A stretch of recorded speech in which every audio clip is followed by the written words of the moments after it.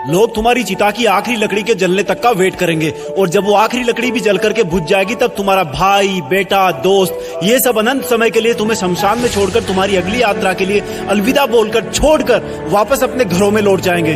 कुछ दिन तो तुम उनके बीच जिंदा रहोगे कि अच्छा इंसान था, थोड़े दिन और जी लेता, और फिर समय के भंवर में वो तुम्हें कहीं पीछे छोड़कर आगे निकल पड़ेंगे। वो तुम्हारा वापस आने का वेट नहीं करेंगे क्योंकि उनको पता होगा कि जो एक बार चला गया वो वापस नहीं आता, तो वेट करने से क्या फायदा।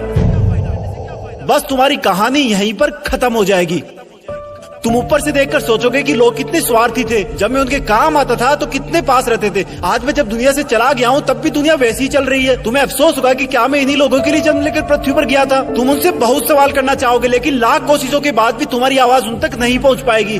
तुम वापस आकर फिर से दोबारा जिंदगी जीना चाहोगे क्योंकि तुम्हें जिंदगी जीने का मतलब तब समझ में आ चुका होगा। तुम्हें महसूस होगा कि तब तुम अपनी लाइफ में अपने आसपास के माहौल में खुद को कितना भूल गए थे। तुम्हें जवाब मिल चुका होगा कि क्यों तुम अपने सपने पूरे नहीं कर पाए, क्यों तुम अपने सपनों की गाड़ी नहीं खरीद पाए, क्यों तुम अपने सपनों का घर नहीं बना पाए, क्यों तुम अपने बच्चों को अच्छी शिक्षा नहीं दे पाए, क्यों तुम अपना करोड़ों का बिजनेस खड़ा नहीं कर पाए, क्यों तुम्हारे सपने सिर्फ सपने बन के रह गए। तुम्हें सबसे बड़ी सीख ये मिल चुकी होगी कि अगर अगले जन्म में कुछ भी ना कर पाया ना तो कम से कम टाइम वेस्ट नहीं करूंगा। तुम चाहोगे कि काश 2 मिनट, सिर्फ 2 मिनट और मिल जाए तो हिस्ट्री में जाकर अपने बेटे के साथ खेल सकूं, अपनी बेटी की शादी किसी और के साथ करा सकूं, अपनी माँ से अपनी गलतियों की माफी मांग सकूं, अपने पापा के सहारे की लकड़ी की जगह अपने हाथ से सहारा दे सकूं। तब तुम्हें लगेगा कि उस वक्त मेरे पास 24 घंटे थे, 52 हफ्ते थे, कई दशक थे, लेकिन मैंने कितना टाइम वेस्ट किया। माँ जगाते जगाते थक जाती थी लेकिन तुम रात को देर तक पढ़ने के बहाने से सुबह 8 बजे तक सोते रहते थे, जबकि असलियत ये थी कि तुम चैटिंग करते रहते थे, अपनी फोटोज को एडिट करके अपने आप को स्मार्ट दिखाते थे, गंदे वीडियो देखते थे। कितना टाइम वेस्ट करते थे तुम। जब माँ का फोन आता था तो तुम अपने जवानी वाले प्यार के साथ बिजी रहते थे और जब तुम्हारी माँ सो जाती थी तब तुम फॉर्मेलिटी के लिए एक मिस कॉल छोड़ दिया करते थे ताकि तुम सुबह ये दिखावा कर सको कि तुमने इतनी रात को भी कॉल बैक किया। Shame on you idiot. तुम हर काम को, पढ़ाई को कल पे टाल दिया करते थे। जो हाथ तुम्हारे बूढ़े माँ बाप को सहारा देने चाहिए थे वो हाथ हमेशा बिना मतलब ही मोबाइल पर उंगलियां फिराने में बिजी रहता था।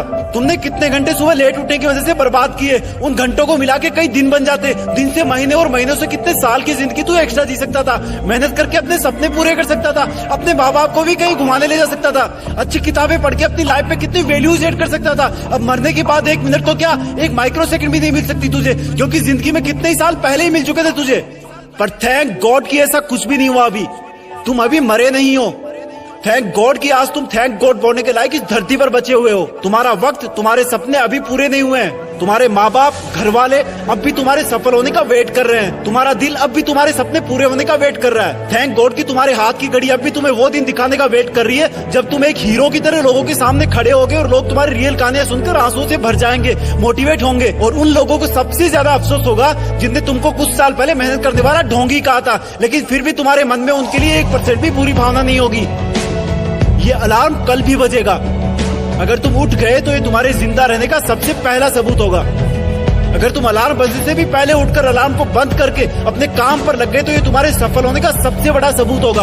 और अगर अब भी तुम डेली 12 घंटे सोओगे तो तुम्हारी आधी लाइफ तुम मरे हुए के समान जियोगे क्योंकि सोता हुआ और मरा हुआ इंसान इस दुनिया में नहीं रहता। तुम्हारा आउटपुट एब्सोल्यूट 0 रहता है। अगर तुम डेली 8 घंटे सोओगे तो तुम्हारी 1/3 लाइफ ऐसे ही खत्म हो जाएगी और अगर डेली तुम 6 घंटे सोओगे तो तुम्हारी 1/4 लाइफ ऐसे ही गुजर जाएगी। अरे कई महान लोग तो सिर्फ 4 घंटे सोया करते थे। रात को सोकर सुबह उठने का मतलब है कि हमें और मौत में 1 दिन का फासला और कम हो गया है। इससे पहले कि मौत तुम्हारे पास पहुंचे तुम अपनी मंजिल तक पहुंच जाओ। अपनी कहानी लिख दो।